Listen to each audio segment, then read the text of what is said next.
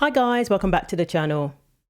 So we had the Supreme Court hearing on Wednesday where there were various activists outside the courthouse. We had trans activists, people advocating for children, people advocating for women, and the trans activists were demanding that the Supreme Court justices ban Tennessee's law which forbids gender-affirming procedures and medications for minors. Some of the Supreme Court justices mentioned the effect that this could have on women, because if we decide that a person is discriminated based on sex because of their gender identity, then where does it stop? That could mean that a man is given the same rights as females based simply on them identifying as a woman. So that would mean they have the right to participate in women's sports, they have the right to be in women's spaces. This is a critical inflection point for transgender people across the country. We're coming off of an election season where transgender people played an outside role in people's consciousness in terms of the way in which we were situated as a threat to others. And when we look at the map of states that ban this type of evidence-based healthcare, we went from 0 states that had these bans in 2020 to now more than half the country. So before the court tomorrow, the question is really a simple one as I see it. It's really, this is a law that bans medical treatment only when it is prescribed inconsistent with an individual's sex. Our argument is that that treats people differently because of their sex, and therefore the court has to treat it like all other forms of sex discrimination, and that's why it's unconstitutional. So attorneys representing the state of Tennessee told the U.S. Supreme Court, quote, if the government's theory holds, men who identify as women could claim constitutionally based access to women's bathrooms, women's locker rooms, and women's sports. Accepting that theory would perversely erode women's rights and jeopardize landmark statutes protecting women's equal access to schools, winners' podiums, and beyond. What's your response to that?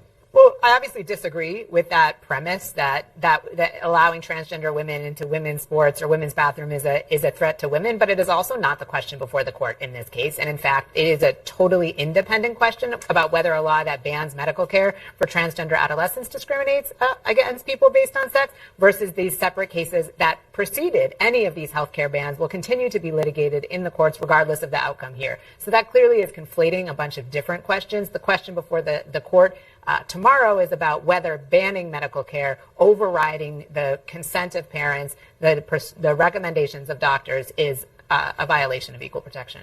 So even though we were talking about gender-affirming procedures for minors, which is of utmost importance, this very issue crossed over into other debates that we have been having for the longest time. Hey everyone, back in South Carolina, and I wanted to share something with you personally today. First of all, I want to say thank you for all the support this week, despite all the death threats and the craziness and, lunatics trying to destroy women. That's the left for you. We survived, and we will continue to survive, and we will continue to thrive because I'm here for this fight. The second thing I wanted to say is, a lot of people think that being a member of Congress, that, it's just jet setting and a lot of glamour and glory and all those things, but the reality can be different. I got home late last night, and today is moving day. This will hopefully be my 4th and final move this year. I shared something with y'all earlier this week that I suffered a deeply traumatic event about a year ago, and this horrific experience that I suffered caused me to get diagnosed with post-traumatic stress disorder, or PTSD. I have lost about 30 pounds since all of this happened. It's been a really tough year for me and my family. Thank God I have a job that keeps me busy 7 days a week, 365 days a year, 24 hours a day. I love serving South Carolina. Love it. It's been a lifesaver for me, more than any of y'all will ever know. But oftentimes, probably asking, why am I moving again? Oftentimes, victims of abuse are displaced.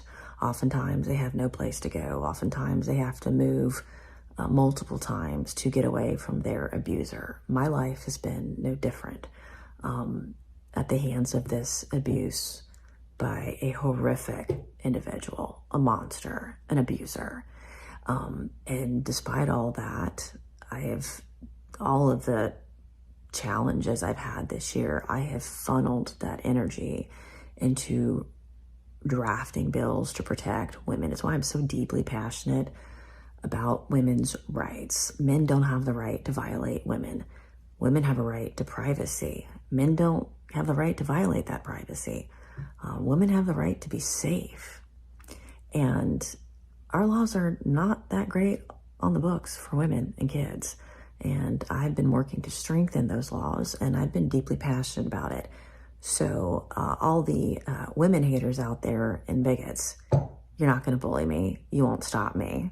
You're only going to make me stronger, and you're only going to make me smarter and work faster and harder for women and girls. And of course, we know about the recent proposal from Rep. Nancy Mace, who wants to ban anybody who hasn't got XX chromosomes from using the women's bathroom at the Capitol and all federal buildings. And we had some trans activists, many of whom are male, who wanted to challenge that proposal, who wanted to protest proposing such bills. So what did they do? They went into the women's bathroom. A great number of them entered into the women's bathroom. And boy, did they regret it.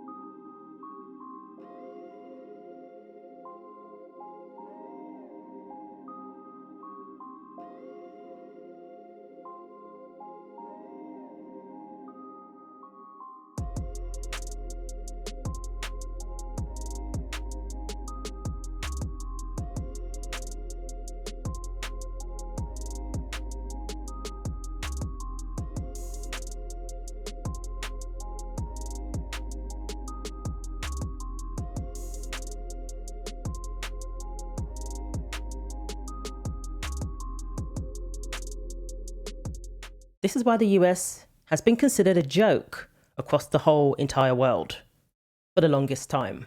So we have women speaking up and saying, I don't want men in our bathrooms. And this is the response. Very, very bizarre if you ask me. If this wasn't LGBTQ related, and this was just men saying that women shouldn't have their own spaces and entered into the women's bathroom and put on this sort of display, there would be absolute outrage. Because they've linked it to LGBTQ, this is called activism. A bathroom protest breaks out on Capitol Hill after Speaker Mike Johnson mandates that only biological women can use women's restrooms. Our bodies are no debate! Our bodies are no debate! Speaker Johnson, Nancy Mace! Speaker Johnson, Nancy Mace! Our bodies are no debate! Our bodies are no debate! Speaker Johnson, Nancy Mace! Speaker Johnson, Nancy Mace! Our bodies are no debate! Our bodies are no debate! Speaker Johnson, Nancy Mace! Speaker Johnson, Nancy Mace! Our bodies are no debate! And they call it bathroom bigotry. Where did they come up with this stuff? Something that has existed forever. Separate spaces for men and women, especially when it comes to areas where people get changed, where it comes to areas where people have to pull down their pants to use the bathroom. Yeah. Usually, everybody can agree that we should separate the sexes when it comes to these sort of spaces. Now that's called bigotry, apparently. And this is all because women said no. Women said that they don't want men in their bathrooms, that they want their spaces to be protected. Apparently, we don't have the right to say no without being called a bigot. And bear in mind that these people have other options. They can use unisex bathrooms, single stool bathrooms, but it's not good enough for them. They want women to be forced to accept them into their private spaces. So we have trans military intelligence leaker Chelsea Manning arrested for storming women's restroom on Capitol Hill. Chelsea Manning has been arrested along with more than a dozen others for storming the women's restroom on Capitol Hill in protest of Republicans' congressional transgender bathroom ban. Activists led by Gender Liberation Movement gathered outside of Speaker Mike Johnson's office in the Cannon House office building on Thursday. The group held banners that read "Flush bathroom bigotry" and "Congress, stop peeing on our rights," and chanting "Speaker Johnson, Nancy Mace, our genders are not a debate." So Manning is a 36-year-old former Army intelligence analyst. He was taken into custody and charged with crowding, obstructing, or incommoding. A Capitol Police spokesman told the New York Post. There you go. Wasn't it AOC he was questioning how this would be enforced? Claiming that people were going to demand to examine women's private parts. What Nancy Mace and what Speaker Johnson are doing are endangering all women and girls. Because if you ask them, what is your plan on how to enforce this? They won't come up with an answer. And what it inevitably results in are women and girls who are primed for assault because people are going to want to check their private parts in suspecting who is trans and who is cis and who's doing what. And so the idea that Nancy Mace wants little girls and women to drop trow in front of who? An investigator? Who would that be? In order, because she wants to suspect and point fingers at who she thinks is trans, is disgusting. I'm here today because every person deserves dignity and respect, both in daily life and in more symbolic places like the US Capitol, Manning told CNN in the moment. Yet they ignored the wishes of women and their dignity and respect by storming the women's restrooms. Bathroom insurrectionists, they appear to be. As someone who has fought against similar rules, I know what it's like to feel pushed aside and erased. But I also know the incredible powers and resilience our community has. I'm not here as a leader or a spokesperson, but simply as another member of my community who shows up unconditionally to support my siblings in this fight. I will stand beside them no matter what. We didn't start this fight, but we are together now. And of course, they're going to make this person into a martyr. The fight to use a bathroom that you do not belong in. They're going to make this person into a martyr for ignoring the wishes of females, for forcing your way into a space that people don't want you in, for forcing your way into a space that you have been banned from because you are male. And it's not bigotry. It's simply ensuring that women have spaces that are protected. Otherwise, there are no women's spaces. If anybody can just walk in there, regardless of whether they're actually a woman or not. So after this video was posted, Nancy Mace posted on X in response. Spoiler alert, they're in jail now. So in 2013, this person, Manning, was sentenced to 35 years in prison for leaking 750,000 pages of classified documents and videos about the wars in Iraq and Afghanistan to WikiLeaks. And this person was released in 2017 after receiving a commutation from the then President Obama. And now you're fighting to push your way into women's bathrooms. The activism doesn't stop, does it? So this person was formerly known as Bradley and received gender-affirming care in prison. The sort of thing that Kamala loves. Making sure that our inmates can get access to the cosmetic surgery that they want. On taxpayers' dime. Rep. Nancy Mace, a Republican from South Carolina, referenced Manning's past as she spoke out against the protests on Thursday. From leaking state secrets to taking leaks in the women's restroom, just can't seem to get it right. It should be illegal for a man to video inside a women's restroom. Some might call that voyeurism. If we're playing by the left's rules, they need to be locked up for a long time for the insurrection of our sacred capital. It's so nice to see the adults back in the House and Senate, and soon to be White House. Well done, hold the line. What do you want people to take from this? You're banned from the women's bathroom and you still go there anyway. What are you trying to prove? That is very suspicious. That is a huge red flag, and it makes women even more determined to protect their spaces and to keep you and the likes of people like you, Bradley, out of our bathrooms.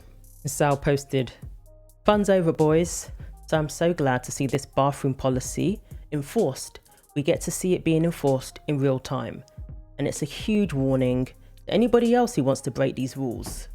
Anybody else who thinks it's funny to go into a women's bathroom when women have said no. So it appears that everything that Nancy Mace has been fighting for is working. That's keeping men out of the women's bathroom and making sure that those who breach these rules are held accountable. So let me know what you think. Thanks for watching. Like, comment and subscribe. Take care of yourselves, and God willing, I will see you in the next video.